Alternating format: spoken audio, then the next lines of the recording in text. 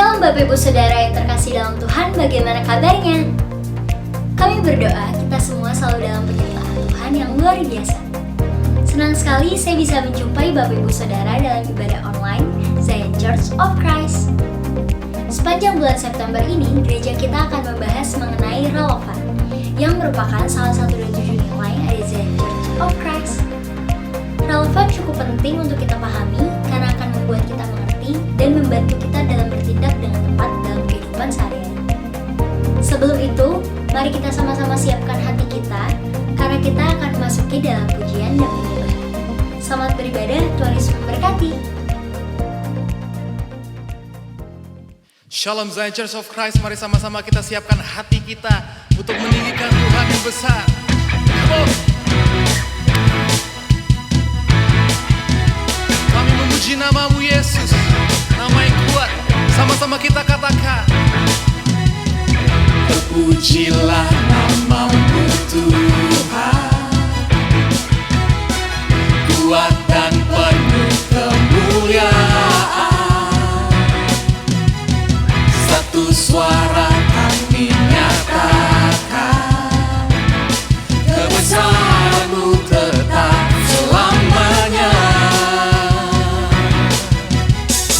Terpujilah nama-Mu Tuhan, ajaib dan penuh keagungan. Satu hati kami nyatakan, kerajaan-Mu kekal selamanya.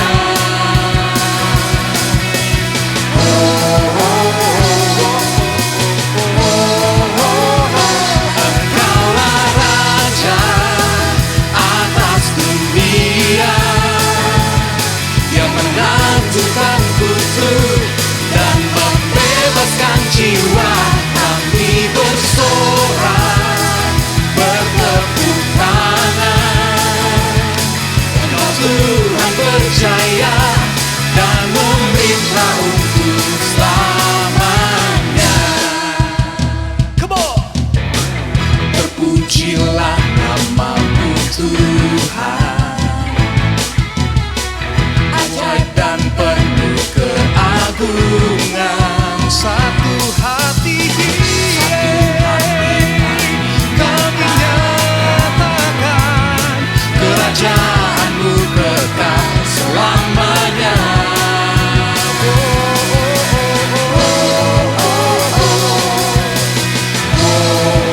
Semuanya. Engkaulah Raja atas dunia, yang menghancurkan kutuk dan membebaskan jiwa. Kami bersorak, bertepuk tangan. Engkau Tuhan berjaya dan memerintah untuk. Engkaulah Raja atas dunia, amin, yang menghancurkan kutuk. Mari sama-sama kita siap lebih tinggi lagi buat Tuhan. Engkaulah Raja atas dunia, yang menghancurkan kutuk dan membebaskan jiwa. Kami bersorak, bertepuk tangan. Engkau Tuhan berjaya dan memerintah. Lagi kita katakan, Engkaulah Raja atas dunia, yang menghancurkan kutuk dan membebaskan jiwa. Kami bersorak, bertepuk tangan. Engkau Tuhan berjaya dan meminta untuk selamanya.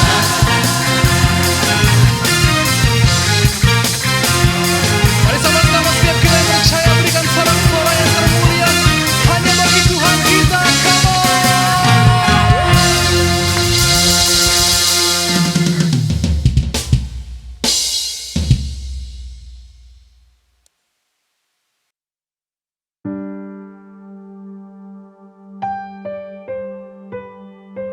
menyembah-Mu Tuhan. Kami menyembah-Mu Yesus. Kami yakin Kau hadir di tengah-tengah kami. Ku menyembah dalam kudus hadirat-Mu, hampiri tahta kasih karunia-Mu Bapa.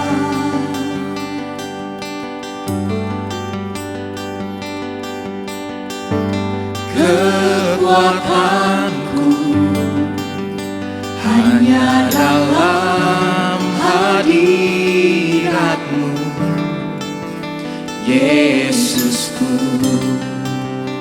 Hanya Kaulah segalanya.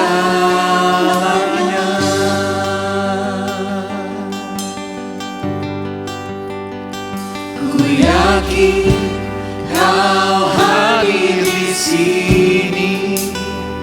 Ku rasakan kuasa yang tak terbatas. Ku yakin Kau nyata di sini.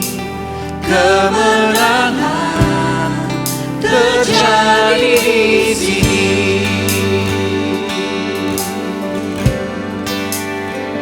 Oh, kembali bersama-sama kita mau katakan, ku menyembah dalam kudus hadirat-Mu, hampiri tahta kasih karunia-Mu Bapa.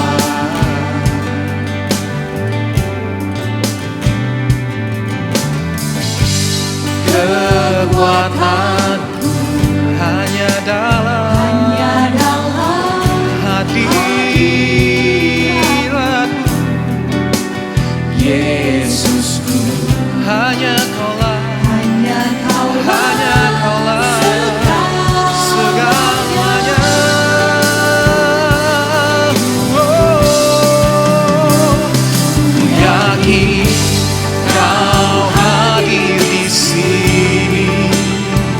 Ku rasakan kuasa yang tak terbatas. Ku yakin Kau nyata di sini. Kemenangan, oh,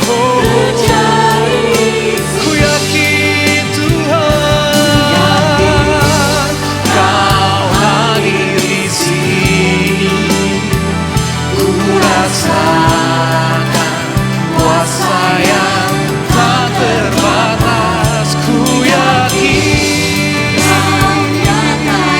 oh, kemenangan terjadi di sini.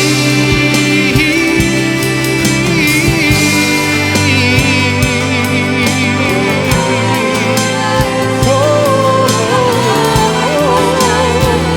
kemenangan, kesembuhan hadir di sini. Bersama-Mu, di dalam-Mu, Tuhan.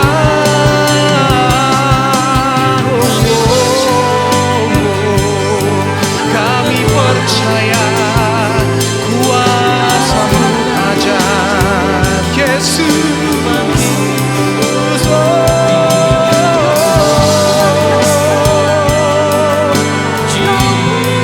Jesus, we worship You.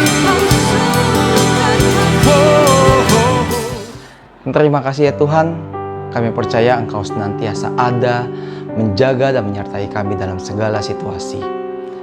Saat ini kami memiliki beberapa pokok doa yang akan kami panjatkan ke hadapan-Mu. Mari kita berdoa bersama. Tuhan Yesus, terima kasih Tuhan atas kebaikan-Mu dalam hidup kami. Kami percaya Tuhan Engkau tidak pernah meninggalkan kami sendirian. Apapun itu Tuhan, kami percaya Engkau selalu ada. Dan kami juga mau bersyukur atas kesehatan kami. Dan kami mau berdoa khususnya buat saudara kami yang sedang dalam masa pemulihan COVID-19. Agar Engkau yang jagai dia Tuhan, jagai pikirannya, agar hanya tertuju kepadamu saja. Dan percaya bahwa tangan-Mu tidak pernah kurang panjang dalam menjamah dan memulihkan dia. Dan juga berdoa buat saudara kami yang sedang dalam masa kehamilan. Engkau yang jagai Tuhan, lindungi ibu bersama dengan janinnya dalam masa kehamilan ini. Dijauhkan dari yang jahat dan diberikan kelancaran sampai dengan kelahirannya nanti. Kami juga mau berdoa buat saudara kami yang sedang mencari pekerjaan. Kami percaya Engkau adalah sumber harapan kami Tuhan, dan yang Engkau juga yang akan membukakan jalan-Mu untuk dia mendapatkan pekerjaan dari Engkau saja. Kami juga mau berdoa buat saudara kami yang sedang dalam persiapan ujian, agar dia senantiasa mengandalkan Engkau Tuhan, dan Engkau yang akan memberikan dia kepintaran dalam menjalani ujian ini, sehingga ia bisa mendapatkan hasil yang terbaik. Kami juga tak lupa berdoa buat bangsa dan negara kami Indonesia. Kami percaya Tuhan Engkau sayang Indonesia. Dari Aceh sampai Papua, Engkau jagai, Engkau sertai, Engkau urapi Tuhan, supaya Indonesia senantiasa damai, jauh Tuhan dari segala hal-hal yang negatif, dari hal-hal yang jahat. Dan kami percaya Indonesia bisa segera pulih dari COVID-19 ini. Kami juga mau berdoa Tuhan buat pemerintahan kami, dari yang tertinggi sampai yang terendah, agar mereka semuanya memiliki roh takut akan Tuhan, dan mereka bisa bekerja dengan sepenuh hati untuk kebaikan rakyat Indonesia.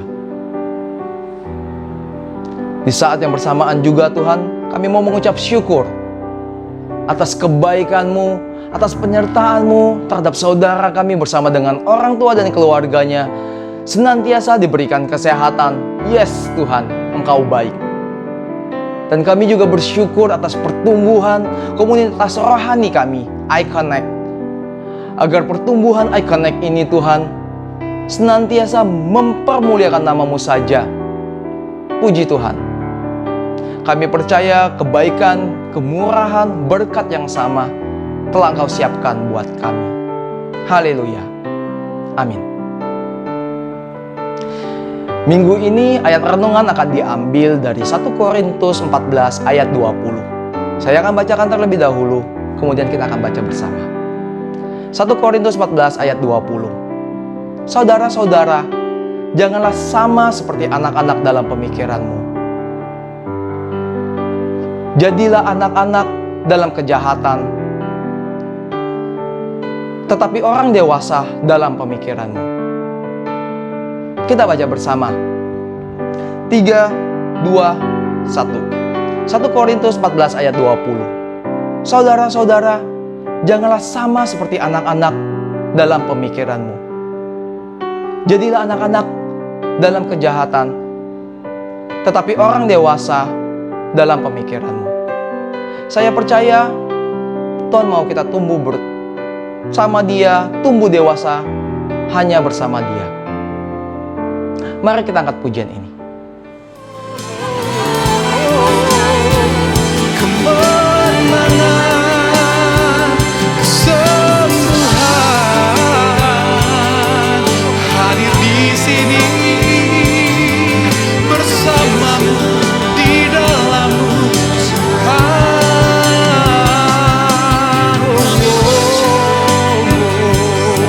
Kami percaya kuasa-Mu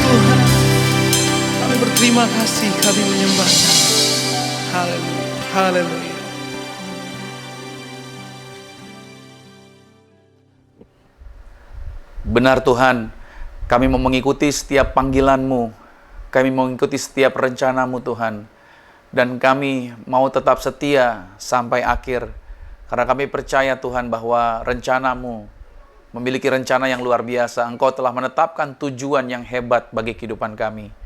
Maka di hari Minggu ini Tuhan Yesus, aku menyerahkan setiap anak-anak Tuhan yang mengikuti siaran secara online ini. Mereka diberkati dimanapun mereka berada. Kami percaya bahwa melalui siaran ini, kuasa Tuhan, lawatan Tuhan juga sanggup dinyatakan. Maka Tuhan Yesus Kristus, sebelum kami masuk dalam kebenaran firman Tuhan, kami akan terlebih dahulu bersatu dengan tubuh dan darah Yesus. Aku berdoa sesuai petunjuk firman Tuhan, barang siapa yang makan tubuh Kristus, barang siapa yang minum darah Yesus, maka kami tinggal di dalam Tuhan, Engkau ada di dalam kami. Minta apa saja yang kami kehendaki di dalam sesuai petunjuk firman Tuhan, maka itu akan digenapi bagi kehidupan kami.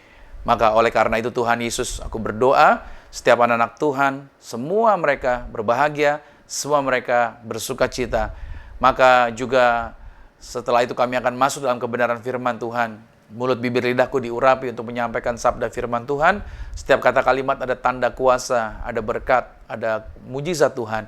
Dan siapapun yang dengar firman Tuhan, imannya dibangun, terjadi pertobatan, dan lawatan Tuhan pasti dinyatakan bagi setiap pribadi. Terpujilah nama Tuhan dalam nama Tuhan Yesus Kristus. Haleluya.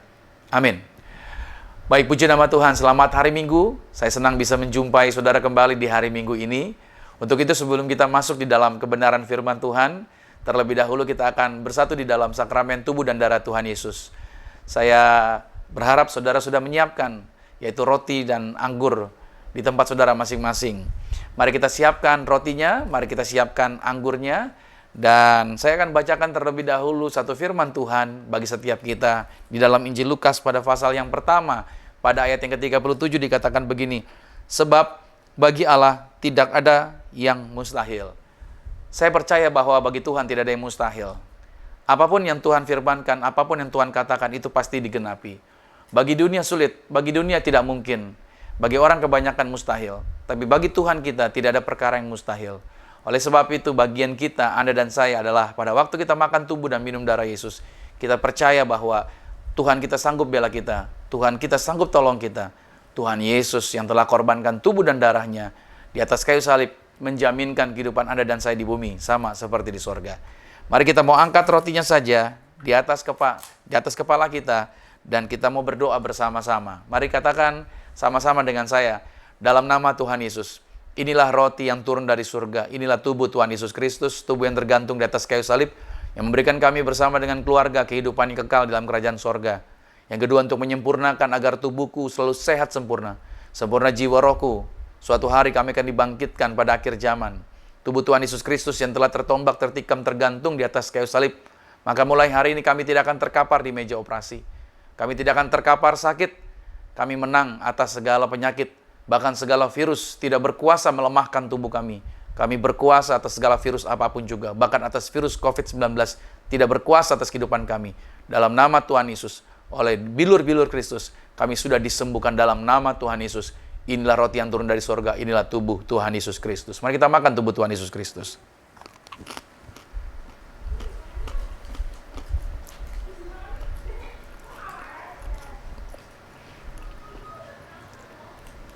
Mari kita mengangkat anggur ini. Bersama-sama dengan saya kita ucapkan doa kita. Dalam nama Tuhan Yesus, inilah darah Yesus Kristus, darah yang tercurah di atas kayu salib, sebagai perjanjian yang baru dan yang kekal. Mulai hari ini bersama keluarga kami berjanji saling mengasihi, saling mengampuni.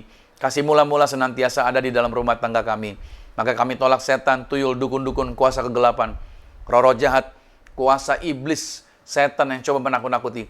Kami halau, kami patahkan dalam nama Tuhan Yesus, tidak berkuasa bagi hidup kami. Kami tidak akan terkapar, kami menang atas segala penyakit. Oleh darah Yesus kami disempurnakan. Maka kami beriman bersama keluarga diproteksi. Apa saja yang kami pegang, yang kami kerjakan di dalam karir, bisnis, di dalam proyek-proyek kami, maka setiap usaha kami, bahkan pelayanan kami, diberkati lipat kali ganda dari berkat tertinggi yang pernah kami raih dalam nama Tuhan Yesus. Inilah darah Yesus Kristus. Mari kita minum, inilah darah Tuhan Yesus Kristus.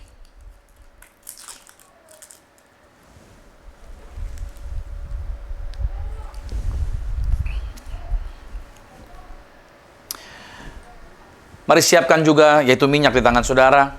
Kita mau berdoa sakramen minyak ini sesuai perintah Tuhan untuk berdoa bagi pribadi kita sendiri, bagi lokasi di mana kita berada, bahkan bagi keluarga atau orang-orang yang berada bersama-sama dengan kita. Sebagaimana murid-murid diutus Tuhan Yesus untuk mendoakan orang sakit, membangkitkan orang mati, bahkan mengusir setan-setan. Sama-sama dengan saya katakan dalam nama Tuhan Yesus, inilah minyak urapan, setiap tetes saya punya kuasa mengusir setan, setiap oles saya punya kuasa menyembuhkan penyakit. Mulai hari ini kami bersama keluarga diproteksi. Kami halau segala serangan setan, kuasa kegelapan. Kami tolak gagal, kami tolak bangkrut miskin. Apa saja yang kami sentuh, apa saja yang kami kerjakan, dibuat Tuhan berhasil. Kami percaya kelimpahan, pertolongan, mujizat, berkenan Tuhan senantiasa ada bersama kami dalam nama Tuhan Yesus. Inilah minyak urapan. Silakan Anda boleh teteskan di atas kepala saudara, bahkan orang-orang yang bersama-sama dengan saudara, keluarga Anda juga, Anda boleh urapi juga dengan minyak ini. Berdoa buat mereka, lepaskan perkataan kuasa, lepaskan perkataan berkat, maka imani bahwa mujizat Tuhan terjadi juga atas kehidupan Anda dan bersama orang-orang yang saat ini bersama dengan Anda. Baik, puji firman Tuhan. Senang sekali di minggu terakhir tentunya kita sekarang ada di bulan September, dan sepanjang bulan ini kita terus berbicara mengenai relevan salah satu daripada 7 nilai yang kami pakai, yang kami terapkan di dalam pelayanan di Gereja Zion Church of Christ. Nah, untuk itu di tanggal 27 ini saudara, di mana kami membawakan yaitu dengan tema treatment. Ya, ini judul yang kami bawakan, yaitu judul adalah treatment. Treatment, arti daripada treatment tentunya semua kita familiar dengan hal ini. Ya, treatment bisa berbicara mengenai pengobatan. Treatment bisa berbicara mengenai pengobatan, medication, healing. Atau treatment juga bisa berbicara tentang nursing, perawatan. Nah, treatment juga bisa berbicara mengenai handling atau perlakuan. Treatment. Nah, ini perlu pahami baik-baik mengenai treatment ini. Karena berbicara mengenai treatment itu sesuatu yang akan berpengaruh juga di dalam kehidupan rohani kita. Nah, kita buka sebentar di dalam 1 Korintus pada pasal 9, pada ayat yang ke-20. Kita lihat dulu dalam 1 Korintus 9, pada ayat yang ke-20 dikatakan begini. Demikianlah bagi orang Yahudi, aku menjadi seperti orang Yahudi, supaya aku memenangkan orang-orang Yahudi. Bagi orang-orang yang hidup di bawah hukum Taurat, aku menjadi seperti orang yang hidup di bawah hukum Taurat. Sekalipun aku sendiri tidak hidup di bawah hukum Taurat, supaya aku dapat memenangkan mereka yang hidup di bawah hukum Taurat. Nah, cara kerja Paulus dari ayat ini, kita dapat melihat dalam dia menjangkau jiwa-jiwa untuk diselamatkan, memiliki pola yang unik. Itu yang dikerjakan oleh Paulus. Artinya pola yang ia lakukan terhadap orang Yahudi, itu tidak dapat dilakukan dengan cara yang sama kepada orang-orang di luar Yahudi, misalkan orang Yunani. Atau bagi orang-orang yang hidup di bawah hukum Taurat, Paulus memperlakukan berbeda dengan mereka yang tidak hidup di bawah hukum Taurat. Paulus melakukan hal itu bukan untuk mengejar sensasi, melainkan untuk menekankan kepada esensinya, yaitu keselamatan di dalam Yesus, untuk dapat terjadi bagi jiwa-jiwa yang ia telah layani. Nah, karena itu saudara yang dikasih Tuhan, berbicara mengenai relevan, kita juga coba memahami apa yang menjadi kebutuhan dari orang-orang yang berada di sekitar kita, dari orang-orang yang berbeda yang ada di sekitar kita. Lalu kita coba menemukan cara yang tepat dalam menolong mereka, dalam menemukan petunjuk-petunjuk bagi kehidupan. Karena Tuhan telah memanggil Anda dan saya, Tuhan telah memanggil kita tentunya untuk dapat menerangi dan dapat menjadi teladan. Sehingga terang Kristus itu dapat tampak nyata di dalam kehidupan kita, agar kita dapat menyentuh hati orang-orang tersebut, menyentuh hati mereka, dan dapat memenangkan jiwa mereka bagi Tuhan. Nah, Tuhan menciptakan kita di dalam dunia ini, itu bukan sekedar untuk menjadi makhluk hidup yang dapat bernafas. Melainkan Tuhan telah menentukan ada tujuannya sejak di awal kita diciptakan akan menjadi apa seseorang nantinya dalam kehidupannya. Nah, untuk itu saudara, tentunya ada bagian perawatan, ini saya katakan, treatment, handling, ada bagian perawatan dan pelatihan yang Tuhan adakan bagi setiap manusia. Ada perlakuan-perlakuan yang berbeda, sesuai dengan porsinya masing-masing. Karena untuk si A tentunya berbeda perlakuannya dengan si B. Dan ini yang perlu dipahami. Gambaran contohnya kalau saudara punya anak, ya saya punya 4 orang anak saudara. cara saya memperlakukan anak pertama, anak kedua, anak ketiga, dan anak keempat, walaupun sumbernya sama, dari orang tua yang sama, tapi 4 anak ini memiliki pola yang berbeda. So, cara pendekatannya pun, cara treatmentnya pun, cara handlingnya pun tidak bisa sama antara yang pertama, kedua, ketiga, dan keempat. Masing-masing punya treatment yang berbeda. Jadi sesuai dengan porsinya masing-masing. Nah, saya teringat sebuah perkataan firman Tuhan mengenai perbedaan dari apa yang Tuhan ciptakan. Kalau kita lihat dulu sebentar di dalam 1 Korintus pada pasalnya yang ke-15. Ya, 1 Korintus 15 pada ayatnya yang ke-41 dikatakan begini. Kemuliaan matahari lain daripada kemuliaan bulan. Dan kemuliaan bulan lain daripada kemuliaan bintang-bintang. Dan kemuliaan bintang yang satu berbeda dengan kemuliaan bintang yang lain. Nah, di sini kita perlu menjadi paham dulu. Oke, kita perlu menjadi paham dulu di area ini agar pada saat kita berhadapan dengan situasi handling treatment ini, kita tidak lantas menjadi kecewa. Oke, nah ketika saya membangun pelayanan ini, saudara, saya justru berhadapan dengan situasi yang sebelumnya tidak pernah saya duga. Saya berhadapan dengan situasi yang tidak pernah saya pikirkan bahwa saya akan berhadapan dengan itu. Ada berbagai kesulitan datang kepada saya. Dan terus terang itu menimbulkan berbagai pertanyaan. Saya terus terang bertanya, kok begini ya Tuhan ya? Gitu loh, nggak sesuai ekspektasi saya di awal. Tetapi Tuhan menolong saya untuk menyadari akan tujuan yang Tuhan telah tetapkan bagi saya. Dengan sebuah ilustrasi ini, yaitu ketika saya menjadi singers di dalam sebuah pelayanan, itu berbeda dengan menjadi pemimpin pujian. Kesulitan pada waktu jadi singers itu tidak sebanding dengan kesulitan pada waktu menjadi pemimpin pujian. Jauh lebih sulit menjadi pemimpin pujian dibandingkan singers. Lalu, ketika menjadi pembicara, tentunya kesulitannya berbeda lagi dibandingkan pemimpin pujian. Jauh lebih sulit menjadi pembicara dibandingkan menjadi pemimpin pujian. Lalu ketika menjadi pembicara tamu, jauh lebih sulit lagi pada waktu levelnya meningkat dari pembicara tamu menjadi gembala sidang seperti hari ini.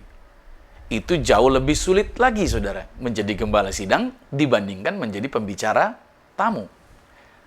Nah, artinya dari ilustrasi ini saya diingatkan bahwa masing-masing area itu memiliki treatment atau perlakuan yang berbeda sesuai dengan kemampuan, sesuai dengan kapasitasnya masing-masing.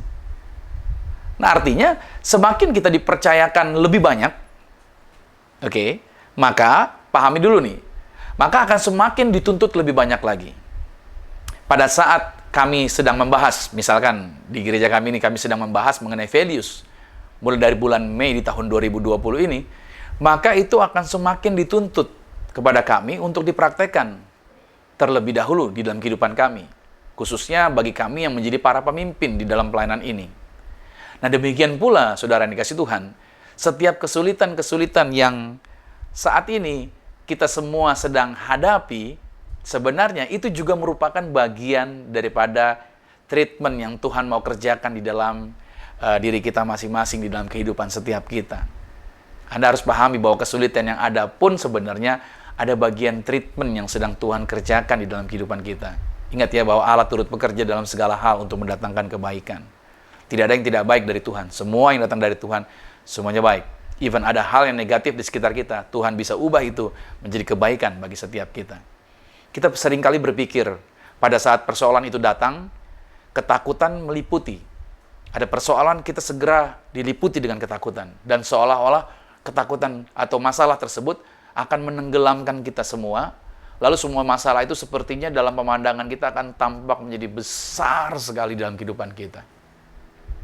Dalam 1 Korintus pada pasalnya yang ke-10 pada ayat yang ke-13 dikatakan begini, pencobaan-pencobaan yang kamu alami ialah pencobaan-pencobaan biasa yang tidak melebihi kekuatan manusia, sebab Allah setia dan karena itu Ia tidak akan membiarkan kamu dicobai melampaui kekuatanmu. Pada waktu kamu dicobai, Ia akan memberikan kepadamu jalan keluar sehingga kamu dapat menanggungnya. Ya, kita diingatkan kembali bahwa pencobaan yang kita hadapi sama-sama dengan saya dulu katakan hanya biasa-biasa saja. Oke, katakan kembali, hanya biasa-biasa saja. itu bukan sesuatu yang luar biasa. Alkitab telah mengatakan akan hal itu. Tuhan setia. Dan Tuhan malahan akan memberikan kepada Anda dan saya jalan keluarnya. Oke, dan yang menghadapi adalah Anda dan saya, agar kita dapat menanggungnya. Dia tidak akan meninggalkan kita. Kita yang seringkali melihat masalah, dan kita berpikir bahwa masalah itu besar. Dan kitalah yang telah membuat masalah itu menjadi besar. Makanya suatu persoalan akan menjadi tampak besar pada saat kita membuatnya menjadi besar. Catat dulu. Jadi masalah itu akan jadi besar pada waktu kita mengatakannya itu besar. Nah, sering kali kita berpikir pada saat kita meminta Tuhan melakukan mujizat. Misalkan kita mau berdoa minta mujizat dari Tuhan dalam situasi yang sulit. Nah, bagi kebanyakan orang mungkin ini situasi yang terlampau sulit untuk diselesaikan.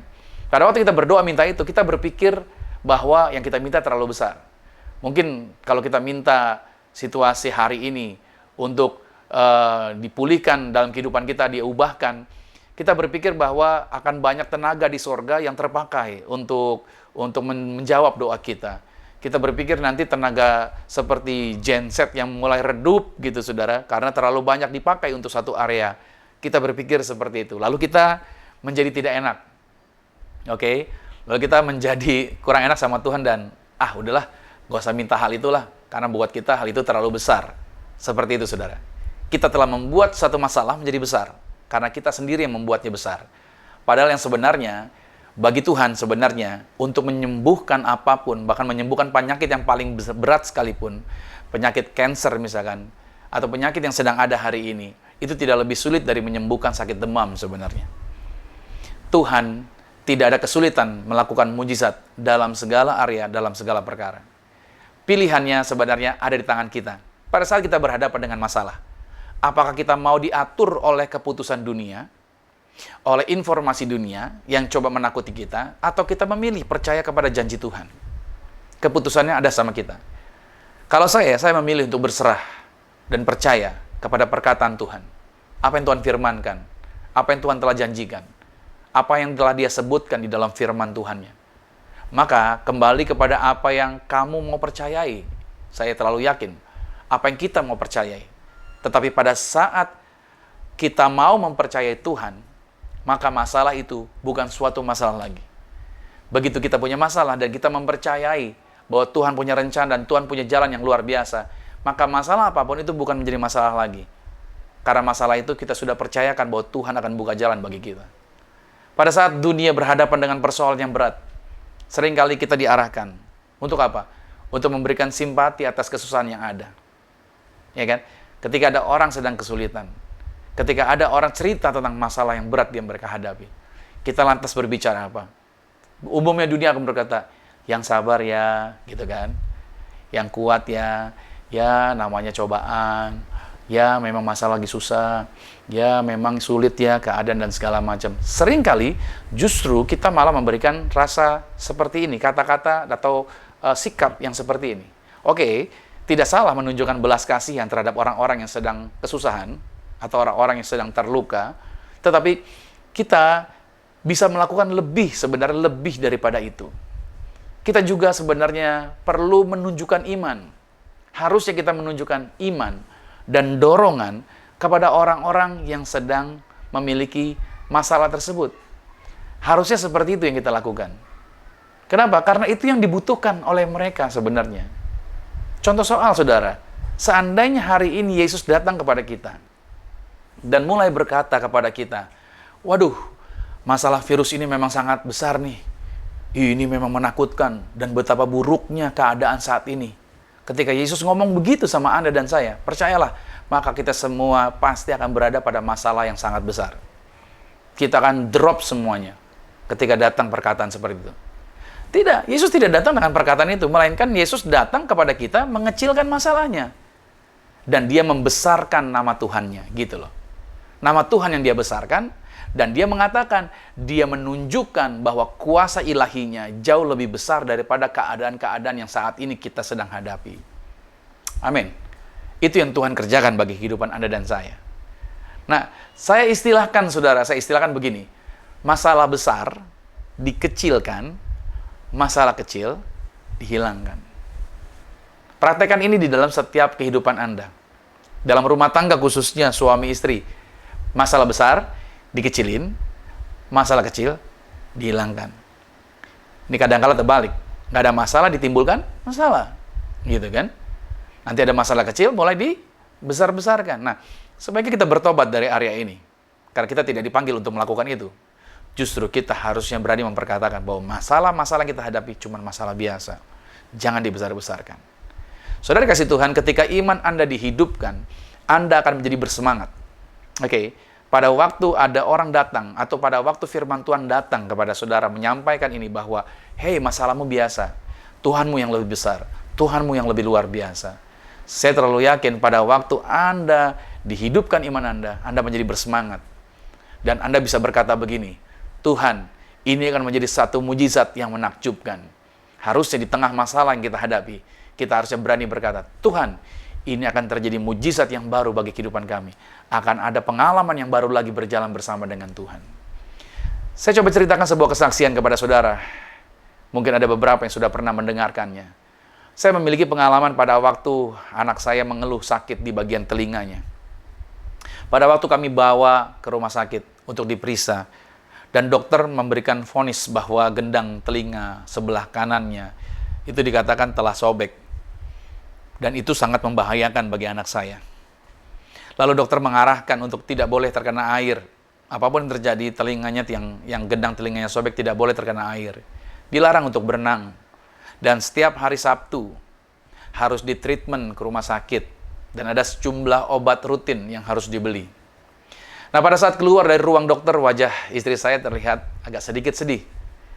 Karena dokter mengatakan, kalau sampai ada air yang masuk ke telinga anak saya, dan air itu mengandung virus, itu dapat menyerang bagian otak anak kami. Dan itu akan menjadi berbahaya sekali. Itu kata dokter. Nah, pada waktu keluar dari rumah sakit, saya gandeng istri saya tersenyum kepada dia, saya tersenyum kepada istri saya sambil berkata begini, tenang sayang, kita mau melihat mujizat yang luar biasa dalam kehidupan kita. Nah, ketika sampai di rumah, yang saya lakukan adalah saya mendoakan anak saya. Begitu sampai rumah, saya mendoakan anak saya. Saya menyerahkan masalah ini. Bahwa masalah ini bukan masalah besar. Masalah ini menjadi masalahnya Tuhan, dalam artian saya menyerahkan Tuhan yang akan buka jalan. Saya ambil minyak urapan. Oke. Lantas saya tuang ke telinga anak saya. Saya masukkan, saya teteskan ke telinga anak saya. Oke. Setelah itu, saya tumpang tangan, saya memperkatakan janji firman Tuhan. Sebagaimana murid-murid dibekali minyak urapan untuk mendoakan orang sakit dan menyembuhkan orang-orang sakit, serta mengusir setan-setan, saya mendoakan itu, saya lepaskan berkatan berkat. Saudara, setelah itu, dalam nama Yesus saya selesaikan doa saya. Dan setelah itu semuanya berjalan seperti biasa saja. Pada saat kami sudah menyerahkan masalah itu sama Tuhan Yesus, ya sudah, itu bukan masalah lagi. Semua berjalan seperti biasa. Oke? Dan kami terus beraktivitas seperti biasa. Dan anak kami sudah tidak ada keluhan sakit di telinganya, atau demam, atau panas. Dan kami tidak pernah kembali lagi ke rumah sakit tersebut. Dan sepertinya kami tidak pernah terpikirkan lagi akan hal itu. Selang beberapa bulan, istri saya teringat dan berkata sama saya bahwa, anak kita kan pernah punya keluhan di telinganya. Coba kita cek yuk, saya mau tahu nih. Istri saya mengajak saya untuk pergi ke rumah sakit. Lalu kami sepakat dan kami pergi ke dokter di rumah sakit yang berbeda. Lalu ketika kami bertemu dengan dokternya dan kami menyampaikan dan menceritakan vonis dari dokter sebelumnya di rumah sakit yang berbeda bahwa mengenai anak kami ini. Lalu dokter tersebut yang sekarang kami datangi memeriksa telinga anak kami, dan setelah diperiksa dia bilang begini. Kata dokter, ya, puji Tuhan Pak. Dan dokternya bilang begini, ternyata gendang telinga anak saya tidak sobek. Oke. Beberapa bulan sebelumnya dikatakan gendang telinganya sobek. Tapi begitu periksa sekarang, kata dokternya, gendang telinga anak Bapak tidak ada yang sobek. Malahan saudara, dokternya berkata begini, gendang telinga anak saya seperti baru, kata dokter tersebut. Wow, puji Tuhan. Haleluya. Nah, kita dapat melihat di sini, ini suatu kesaksian yang luar biasa bahwa semula saya katakan sama istri saya, tenang, kita akan mengalami mujizat yang baru. kita akan melihat pertunjukan yang dahsyat yang Tuhan sediakan buat kita. Kebanyakan orang hari-hari ini mungkin berpikir, saudara, pada waktu kita berhadapan dengan situasi hari ini. Kita berkata, orang berpikir Yesus tidak peka nih dengan situasi sekarang ini sepertinya. Pada saat kondisi keadaan sedang menegangkan, orang-orang mengalami penurunan, di mana-mana beritanya tentang kesusahan, malahan kok Yesus berkata, tenang, jangan takut. Yesus kan berkata sedemikian kan dalam Markus pada pasal yang ke-6. Apakah benar Yesus pribadi yang tidak peka? Bagaimana menurut saudara? Apakah Yesus tidak peka? Saya percaya bukan begitu berita tentang Yesus. Saya terlalu yakin bahwa Yesus adalah pribadi yang beriman. Dan Yesus ingin setiap kita juga beriman. Karena dengan iman, kita dapat menggerakkan segala hal yang kata dunia mustahil. Oke, ingat firman Tuhan tadi di awal, sebelum kita masuk dalam sakramen tubuh dan darah Tuhan Yesus, bagi Tuhan, tidak ada perkara yang mustahil. Nggak ada perkara yang mustahil bagi Tuhan. Nah, oleh sebab itu, saudara yang kasih Tuhan, ini yang perlu kita pahami bahwa kalau dengan iman kita dapat menggerakkan segala hal yang mustahil bagi dunia, ini penting karena firman Tuhan mengingatkan bahwa tanpa iman kita tidak mungkin dapat berkenan kepada Tuhan. Karena berbicara mengenai iman artinya apa kita percaya sesuai dengan firman Tuhan itu, apa kita percayai di dalam firman Tuhan itu. Di dalam Ibrani pada pasal 11, pada ayatnya yang ke-6, dikatakan begini, tetapi tanpa iman tidak mungkin orang berkenan kepada Allah, sebab barang siapa berpaling kepada Allah, ia harus percaya bahwa Allah ada, dan bahwa Allah memberi upah kepada orang yang sungguh-sungguh mencari Dia. Kondisi seperti itu tentunya bukanlah kondisi yang biasa bagi kebanyakan orang hari-hari ini untuk percaya. Karena mereka hidup dalam budaya natural. Karena orang-orang kebanyakan hidup dalam budaya natural. Seperti yang telah diinformasikan oleh dunia ini. Untuk bersuka cita dalam situasi yang berat, itu bukanlah hal yang biasa. Oke? Untuk bersuka cita dalam hal yang sulit, itu tidak lumrah. Oke? Dan ini yang terjadi di dalam kehidupan orang-orang. Harusnya kita mengimani bahwa Yesus sudah memenangkan pertempurannya. Yesus sudah memenangkan semua hal. Iblis sudah dikalahkan, musuh kita sudah dikalahkan. Sebenarnya Anda dan saya sudah dijaminkan untuk hidup di dalam kemenangan. Saya beri tulisan ini, saudara, bahwa ada orang-orang Kristen yang sedang mencoba memperoleh kemenangan ketimbang menjalankan kemenangan. Anda dan saya sebenarnya adalah orang-orang yang sudah diberikan kemenangan. Kita bukan orang-orang yang sedang berusaha mencari untuk memperoleh kemenangan. Tapi sebenarnya kita adalah orang-orang yang sudah dijaminkan untuk berjalan terus-menerus di dalam kemenangan. Baik, tidak apa-apa kalau memang ada orang yang masih berusaha untuk mengejar atau memperoleh atau mencoba memperoleh kemenangan. Tidak apa-apa jika kerohanian seseorang masih ada di tingkat itu. Memang ada satu masa dan tempat ketika Anda harus melakukannya seperti itu. Artinya masih berusaha memperoleh kemenangan. Tetapi, catat baik nih. Setelah beberapa waktu, Anda telah melihat begitu banyak kemenangan yang terjadi bagi hidup Anda. Begitu banyak mujizat. Coba Anda lihat baik-baik, hitung baik-baik. Begitu banyak mujizat yang telah terjadi di dalam kehidupan Anda.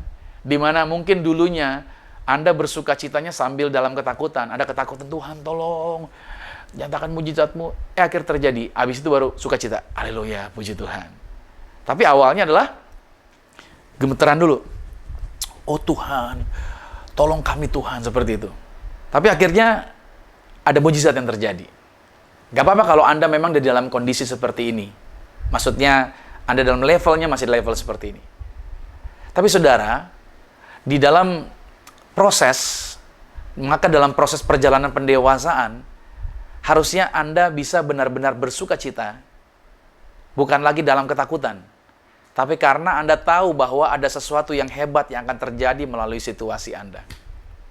Maksud saya, pada waktu Anda berhadapan dengan situasi sekarang, justru Anda sedang bersuka cita di dalamnya. Anda menaikkan syukur Anda. Anda berkata, yes, terima kasih Tuhan, aku percaya. Walaupun belum terjadi apa-apa, walaupun badainya masih ada. Harusnya kita bisa mencapai level seperti ini. Itulah yang dikatakan di dalam firman Tuhan yang disebut dengan tenang, jangan takut. Pada waktu ada di dalam badai, Tuhan berkata, tenang, jangan takut. Harusnya kita bisa mencapai level seperti ini. Nah, saya yakin pada saat kita mau bekerja sama untuk masuk dalam proses treatment yang sedang kita bahas nih, treatment ini, maka kita semua akan menjadi orang-orang yang berkualitas unggul, saudara. Dan kehidupan kita akan menjadi penuntun bagi banyak orang. Nah, oleh sebab itu, maka dalam menjalani proses treatment ini, apa sih yang harus kita lakukan? Dalam menjalani proses treatment ini, ayo, apa sih yang harus Anda dan saya lakukan? Yang pertama, saya berikan arahan ini, yaitu ingatkan diri kita bahwa Tuhan sanggup. Anda perlu mengingatkan diri Anda setiap harinya bahwa Tuhan sanggup. Saya ajak saudara untuk kita lihat dulu di dalam Matius pada pasal 6 ayat 25 sampai dengan 34 dikatakan begini. Karena itu aku berkata kepadamu, janganlah khawatir akan hidupmu, akan apa yang hendak kamu makan atau minum. Dan janganlah khawatir pula akan tubuhmu, akan apa yang hendak kamu pakai. Bukankah hidup itu lebih penting daripada makanan, dan tubuh itu lebih penting daripada pakaian? Pandanglah burung-burung di langit yang tidak menabur dan tidak menuai, dan tidak mengumpulkan bekal dalam lumbung, namun diberi makan oleh Bapamu yang di sorga. Bukankah kamu jauh melebihi burung-burung itu? Siapakah di antara kamu yang karena kekhawatirannya dapat menambah sehasta saja pada jalan hidupnya? Dan mengapa kamu khawatir akan pakaian? Perhatikanlah bunga bakung di ladang yang tumbuh tanpa bekerja dan tanpa memintal. Namun aku berkata kepadamu, Salomo dalam segala kemegahannya pun tidak berpakaian seindah salah satu dari bunga itu. Jadi, jika Allah mendandani rumput di ladang yang hari ini ada dan besok dibuang ke dalam api, tidakkah Ia akan terlebih lagi mendandani kamu, hai orang yang kurang percaya? Sebab itu janganlah kamu khawatir dan berkata, apakah yang akan kami makan? Apakah yang akan kami minum? Apakah yang akan kami pakai? Semua itu dicari bangsa-bangsa yang tidak mengenal Allah. Akan tetapi Bapamu yang di surga tahu bahwa kamu memerlukan semuanya itu. Ayat 33, ini sudah menjadi ayat hafalan bagi setiap kita. Dikatakan begini, tetapi carilah dahulu kerajaan Allah dan kebenarannya, maka semuanya itu akan ditambahkan kepadamu. Sebab itu, janganlah kamu khawatir akan hari esok, karena hari besok mempunyai kesusahannya sendiri. Kesusahan sehari cukuplah untuk sehari. Saudara, Tuhan itu selalu lebih besar daripada apapun yang bisa dilakukan oleh dunia kepada kita. Catat dulu, Tuhan selalu lebih besar. That's why di poin pertama, katakan selalu kepada diri saudara bahwa Tuhan kita sanggup. Amin. Tuhan selalu lebih besar daripada apapun. Oke? Kita mungkin menjadi takut. Kita mungkin bertanya-tanya, apakah masalah ini yang sedang saya hadapi bisa diselesaikan? Atau kita mungkin menjadi ketakutan karena kita tidak tahu bagaimana nanti hasilnya. Tetapi Tuhan mengingatkan kita, Tuhan mengingatkan Anda dan saya, bahwa Dia adalah Tuhan. Dan tidak ada pribadi manapun yang sanggup selain Tuhan. Jangan pernah berharap kepada siapapun, jangan pernah berharap meminta pertolongan dari siapapun, jangan pernah bergantung pada siapapun. Percayalah, Tuhanmu sanggup menolong kau. Tuhan sanggup menyatakan kuasanya bagi setiap kita. Yesaya 46 pada ayat yang ke-9 dikatakan demikian. Ingatlah hal-hal yang dahulu dari sejak purbakala, bahwasanya akulah Allah dan tidak ada yang lain. Akulah Allah dan tidak ada yang seperti aku. Yesaya menuliskan ini. Saya didorong untuk membaca Yesaya, saya didorong untuk diingatkan tentang kitab Yesaya. Untuk melihat kembali, lihat kebesaran Tuhan, lihat apa yang Dia nyatakan tentang dirinya. Oleh sebab itu, poin yang pertama ini adalah selalu katakan kepada diri kita, Tuhan sanggup. Katakan terus dalam proses treatment ini, saudara, dalam proses yang sedang Tuhan jadikan dalam kehidupan Anda dalam pendewasaan ini, izinkan dan saudara selalu berkata, Tuhanku sanggup. Tuhanku sanggup. Dia pasti bisa. Itu poin yang pertama. Poin yang kedua adalah selalu menaruh Tuhan di hadapan kita. Catat ini. Siapa yang kita mau taruh di hadapan kita? Siapa yang kita mau fokuskan di depan kita? Nggak ada yang lain. Poin yang kedua adalah taruh Tuhan di hadapan kita. Mazmur 16 pada ayat yang ke-8 dikatakan begini. Ayat yang ke-8 dan 9. Aku senantiasa memandang kepada Tuhan, karena Ia berdiri di sebelah kananku, aku tidak goyah. Sebab itu, hatiku bersuka cita dan jiwaku bersorak-sorak. Bahkan tubuhku akan diam dengan tentram. Ini merupakan tulisan daripada Daud. Situasinya pada saat Daud berhadapan dengan Goliat. Itu sesuatu yang menakutkan, raksasa yang dihadapi oleh Daud. Tapi Daud tidak menjadi ketakutan. Mengapa demikian? Karena Daud telah menetapkan fokusnya kepada pribadi yang jauh lebih besar daripada musuh yang sedang berdiri saat itu di hadapan dia. Dan hasilnya jelas bahwa pada saat Anda dan saya, pada saat setiap kita menetapkan fokus kita kepada Tuhan, Maka ayat ini mengatakan, jiwa kita akan bersorak-sorai. Walaupun saat ini kita ada di dalam badai. Walaupun saat ini kita ada di dalam persoalan. Tapi saya katakan buat saudara, pada waktu kita fokusnya kepada Tuhan, justru jiwa kita akan bersorak-sorai. Dan kita akan bisa bergirang dan kita bisa bergembira sambil berkata, yes, taruh Tuhan di hadapan kita. Bukan taruh yang lain di hadapan kita. Fokus kita penting untuk menempatkan pribadi yang hebat, yaitu Tuhan Yesus Kristus di hadapan kita. Itu juga yang dikatakan oleh Paulus kepada jemaat di Galatia. Dalam Galatia pada pasal 2, pada ayat yang ke-20. Namun aku hidup, tetapi bukan lagi aku sendiri yang hidup, melainkan Kristus yang hidup di dalam aku. Dan hidupku yang kuhidupi sekarang di dalam daging adalah hidup oleh iman dalam Anak Allah. Paulus berkata demikian. Hidupku bukan aku lagi, tapi Kristus yang hidup di dalam aku. Saya berdoa saudara, Anda menempatkan pribadi yang luar biasa di depan saudara, yaitu Yesus, tiada ada yang lain. Poin yang ketiga langkahnya adalah sebutkan apa yang membuat kita sulit tidur di malam hari. Itu dia. Sebutkan apa yang membuat kita sulit tidur di malam hari. Pernah kesulitan tidur saudara? Pada waktu menghadapi masalah ini? Justru situasi sekarang banyak orang yang susah tidur. Benar ya? Kekhawatiran itu, saudara, saya kasih tahu bahwa kekhawatiran itu dapat menjadi sesuatu yang bersifat merusak sebenarnya. Dan itu bukanlah satu hal. Kekhawatiran sebenarnya bukan satu hal yang mengikat. Dalam artian bukan satu hal yang menjadi fokus utama sebenarnya. Kalau ada orang yang berkata begini sama saya, doakan saya, kekhawatiran saya sedang menyerang saya. Sebenarnya artinya orang ini sedang bergumul. Bergumul dengan apa? Bergumul dengan kekhawatirannya dia. Bergumul dengan kecemasannya dia. Bergumul dengan ketakutannya dia. Dan sebenarnya itu tidak mencapai akar daripada permasalahannya dia sendiri. Nah, ini kita perlu menelaah, yaitu akarnya dulu. Dalam satu hal yang kita hadapi, kita harus melihat akar dari satu persoalan. Karena sebelum kita menangani akarnya, kita tidak akan pernah dapat mengubah buahnya. Jadi kalau saudara mau melihat buahnya yang bagus, maka yang perlu kita lakukan adalah beresin akarnya dulu. Nah, kalau akarnya tidak beres, ya buahnya juga tidak akan ada perubahan. Nah, karena itu saudara yang dikasih Tuhan. Kalau Anda punya ketakutan, kalau Anda punya kesulitan, ada hal-hal yang membuat Anda gelisah, Anda perlu menyebutkannya di hadapan Tuhan. Anda perlu datang sama Tuhan. Saya tidak perlu berdoa agar kegelisahan Anda pergi, kekhawatiran Anda pergi. Yang perlu Anda lakukan, yang perlu kita lakukan, sampaikan persoalan Anda di hadapan Tuhan. Serahkan di hadapan Tuhan. Seperti yang dikatakan oleh Daud, pada waktu dia dikejar-kejar oleh anaknya, pada waktu tahtanya dikudeta oleh anaknya. Dalam Mazmur pada pasal yang ketiga, pada ayat yang pertama, sampai dengan ayat yang kelima dikatakan begini.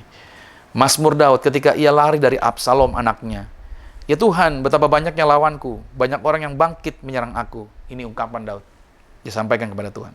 Banyak orang yang berkata tentang aku, baginya tidak ada pertolongan daripada Allah. Tetapi Engkau, Tuhan, adalah perisai yang melindungi aku. Engkaulah kemuliaanku dan yang mengangkat kepalaku. Dengan nyaring aku berseru kepada Tuhan, dan Ia menjawab aku dari gunungnya yang kudus. Aku membaringkan diri, lalu tidur. Lihat kata-kata Daud. Aku bangun, sebab Tuhan menopang aku. Haleluya. Saudara, kalau Anda kesulitan tidur, saya sampaikan buat Anda serukan, sebutkan di hadapan Tuhan. Pada waktu saya memiliki bebannya puncak di dalam kehidupan saya berdoa dan saya berseru, Tuhan, masalah saya ini, saya serukan semuanya, saya ucapkan semuanya. Saya sampaikan kepada Tuhan. Betapa banyak problem, saya ikutin apa yang dikatakan dalam Mazmur pada pasal 3 ini. And then begitu saya selesai, saudara, saya bisa membaringkan diri, saya bisa tidur terlelap, dan saya bisa bangun dengan tubuh yang bugar, dengan pikiran yang segar. Walaupun saya tahu ada masalah lagi yang akan saya hadapi, tapi saya percaya kesusahan satu hari, cukuplah sehari. Besok ada kesusahannya sendiri. Saya harus bisa tidur, saya harus bisa beristirahat. Dan saya percaya bahwa masalah tidak akan menjadi masalah lagi pada waktu kita serahkan sama Tuhan. Itu langkah yang ketiga dalam treatment ini, saudara. Dan langkah yang keempat dalam treatment ini adalah penuhilah mulut kita dengan puji-pujian. Ya, penuhi mulut kita dengan puji-pujian. Mazmur 71 ayat yang ke-8, mulutku penuh dengan puji-pujian kepadamu, dengan penghormatan kepadamu sepanjang hari. Sekali lagi, Daud adalah seorang yang selalu berhadapan dari satu krisis kepada krisis selanjutnya. Oleh sebab itu saudara, ketika dia berhadapan dengan masalah ini, dalam proses yang dihadapi, Daud tidak pernah bersungut-sungut, Daud tidak pernah mengeluhkan, karena dia tahu pada waktu dia diurapi minyak oleh Samuel, Samuel telah mengatakan, engkau akan menjadi raja yang menggantikan Saul. Walaupun situasi yang dihadapi Daud tidak mudah, begitu banyak tekanan, kesulitan yang dihadapi, tapi dia tetap memuji Tuhan, karena dia tahu apa yang Tuhan rencanakan tidak akan gagal. Walaupun dia nggak lihat waktunya, walaupun dia belum lihat kejadiannya, kenyataannya, tetapi dia percaya bahwa Tuhannya hebat. Makanya Daud selalu menempatkan pujian, bukan kata-kata ungkapan-ungkapan yang negatif. Nah, saudara kasih Tuhan, itu bagian yang Daud lakukan sebelum dia menjadi raja dalam kesulitan yang dihadapi. Nah saudara, bagaimana dengan kita? Apa yang kita ucapkan di dalam masalah yang sedang kita hadapi hari ini? Apa kita mau bersorak-sorai memuji-muji Tuhan? Atau sebaliknya kita mengucapkan kata-kata negatif? Ada sumpah serapah yang mengalir melalui lidah kita. Ada ucapan-ucapan yang salah yang kita ucapkan. Saudara dikasih Tuhan, harusnya kita belajar dari area ini. Kita mengerti bahwa Tuhan punya treatment kepada Anda, treatment kepada saya, treatment kepada setiap orang percaya. Semuanya berbeda-beda dengan kapasitasnya. Yang saya tahu adalah Tuhan punya tujuan. Tuhan ingin kita menjadi seorang yang berbeda. Tuhan ingin kita menjadi orang yang dahsyat. Tuhan ingin melalui kehidupan kita relevan, kita bisa nyambung dengan orang. Kita bisa tolong orang lain. Kita jadi tahu bagaimana memberitahu arahan, jalan, dan segala macam. Hidup ini penuh pengalaman. Hidup ini gak ada kebetulan. Ada jalan-jalan yang Tuhan sediakan. Ada maksud Tuhan untuk kita dibawa masuk dalam perjalanan-perjalanan yang luar biasa. Saudara, Ayub pernah mengalami situasi yang kita semua tentunya tidak akan mau memimpikannya. Jangankan masuk dalam situasinya. Mikir aja nggak ada yang mau seperti Ayub. Tetapi saudara yang kasih Tuhan, Ayub ada di sana, pernah mengalami situasi itu. Dan Ayub telah melaluinya. Ayub berhasil melewati treatment tersebut. Ayub bukan orang yang nggak percaya Tuhan. Ayub orang yang percaya Tuhan. Ayub orang yang memiliki kredibilitas yang luar biasa. Tapi dia mengalami situasi yang tidak nyaman. Tapi ketika dia melewati itu semuanya, Ayub menjadi sosok pribadi yang berbeda dalam memahami cara kerja dan setiap rencana Tuhan. Saudara, saya percaya bahwa Tuhan ingin saudara dan saya kenali cara kerjanya Tuhan. Kenali rencana Tuhan. Justru momen ini adalah saatnya Anda dan saya untuk masuk dalam treatment ini tadi. Di-handling oleh Tuhan. Untuk apa? Untuk kita ngerti cara kerjanya Tuhan. Ayub pasal 23 pada ayat yang ke-10 dikatakan, karena ia tahu jalan hidupku. Seandainya ia menguji aku akan timbul seperti emas. Lihat kata-katanya Ayub. Lalu saudara, dalam Maleakhi pada pasal 2, pada ayat yang ketiga. Maleakhi 3, ayat yang kedua sampai ketiga dikatakan, siapakah yang dapat tahan akan hari kedatangannya? Dan siapakah yang dapat tetap berdiri apabila ia menampakkan diri? Sebab ia seperti api tukang pemurni logam, dan seperti sabun tukang penatu. Ia akan duduk seperti orang yang memurnikan dan mentahirkan perak, dan ia mentahirkan orang Lewi, menyucikan mereka seperti emas dan seperti perak, supaya mereka menjadi orang-orang yang mempersembahkan korban yang benar kepada Tuhan. Saya percaya kalau gereja hari-hari ini sedang menghadapi situasi, tantangan, dan pergumulan, saya percaya bahwa ada maksud dari ayat ini. Saya baca, saya diingatkan dalam Maleakhi 3 ayat 2-3 ini. Bahwa Tuhan sedang memurnikan kita. Dia sedang mentahirkan kita. Para lewinya, para pelayannya, menyucikannya seperti emas. Dan emas itu dibakar untuk menjadi murni. Dan saudara yang dikasih Tuhan, tujuan agar apa? Agar kita menjadi orang-orang, para pelayan Tuhan, para gereja Tuhan, dapat mempersembahkan korban yang benar kepada Tuhan. Bukan lagi mencari keuntungan pribadi, bukan lagi untuk kepentingan pribadi, tapi bagaimana untuk kebesaran nama Tuhan. Saya percaya bahwa Tuhan tetap bekerja sampai hari ini. Tuhan tetap Tuhan yang hebat. Tuhan tetap Tuhan yang dahsyat. Saya bersuka cita. Apakah Anda bersuka cita? Saya bersorak-sorai. Apakah Anda bersorak-sorai? Dalam situasi apapun yang saat ini sedang kita hadapi, mari bersuka cita. Mari bersorak-sorai. Karena kita tahu pertolongan Tuhan tidak pernah terlambat. Karena kita tahu pertolongan Bapa kita itu indah dan tepat pada waktunya. Tuhan Yesus dahsyat, Tuhan Yesus luar biasa. Dia berkarya bagi Anda, Dia berkarya bagi saya, Dia berkarya bagi kita. Dimanapun Anda dan saya berada, Dia tetap berkarya dan Dia tetap Tuhan yang luar biasa. Terima kasih sudah menyaksikan acara ini. Terima kasih sudah mengikuti ibadah ini. Selamat hari Minggu dan Tuhan Yesus Kristus berkati. Amin. Mari kita bersatu di dalam doa. Terima kasih Tuhan Yesus. Kami diberkati bahwa bagian kami di dalam kehidupan kami yaitu ada treatment yang semula mungkin kami tidak sadar, yang mungkin kami nggak mengerti kenapa kami berhadapan dengan situasi-situasi ini. Tapi ternyata di balik ini ada bagian yaitu treatment, perlakuan, proses yang Tuhan berikan kepada kami untuk tujuan Tuhan digenapi agar rencana Tuhan dapat terjadi melalui kehidupan kami. Kami bersuka cita Tuhan untuk kami menerima message ini. Kami terima kasih sekali bahwa Tuhan menguatkan kami. Tuhan mengangkat kami untuk kami menyadari dalam situasi kami hadapi, kami mau selalu bersorak-sorai, kami mau selalu bersuka cita. Praise the Lord, thank you Lord Jesus. Maka Tuhan Yesus, aku juga berdoa bagi setiap anak-anak Tuhan dimanapun mereka menyaksikan acara ini. Doaku, mereka semua diberkati, mereka semua diubahkan, mereka semua dilawat, mereka semua terberkati dan melakukan perkara-perkara yang luar biasa. Aku melepaskan berkat bagi mereka, tetap sehat bersama dengan keluarga mereka. Tidak ada seorang pun yang sakit-sakitan. Apapun yang mereka sentuh, apapun yang mereka kerjakan, dibuat berhasil. Anak-anak Tuhan tidak jadi ekor, tapi anak-anak Tuhan jadi kepala. Anak-anak Tuhan selalu sukses dalam kehidupannya. Mereka menginjak ular dan kalajengking. Mereka naik terus ke atas, bukan turun. Dan kami berkati mereka di dalam kemuliaan. Hidup mereka tidak lagi di dalam ketakutan. Walaupun ada raksasa di depan, walaupun ada masalah, walaupun ada badai, tapi firman Tuhan telah mengatakan, tenanglah. Maka kami tenang, kami bisa tetap sorak-sorai, karena kami tahu pertolongan Tuhan kami itu luar biasa. Bapa kami dahsyat dan Bapa kami secara ajaib ada bersama kami. Terima kasih Tuhan, terima kasih Bapa. Dan saatnya juga, yaitu kami juga memberkati setiap mereka, siapapun yang telah berpartisipasi di dalam pelayanan ini, Tuhan telah memberkati. Aku percaya pelayanan ini diberkati. Tuhan yang kirimkan orang-orang yang terbaik. Tuhan kirimkan orang-orang yang tepat untuk memberkati pelayanan kami, Zion Church of Christ. Dimanapun wilayah, yaitu siaran ini disiarkan, semuanya terberkati Tuhan. Terima kasih buat mereka. Apapun yang mereka korbankan, digantikan yang luar biasa. Terima kasih Tuhan Yesus Kristus. Dan kami akan menerima berkat sepanjang seminggu ini. Apapun juga di dalam aktivitas mereka juga dibuat berhasil. Memasuki bulan Oktober, diberkati lebih daripada bulan September ini. Thank you Lord Jesus. Kami serahkan program-program kami ke depan, segala sesuatunya. Bahkan seluruh gereja-gereja di Indonesia, semuanya diberkati di dalam kemuliaan Tuhan. Dan saatnya kami akan menerima berkat Tuhan, kekasih Kristus.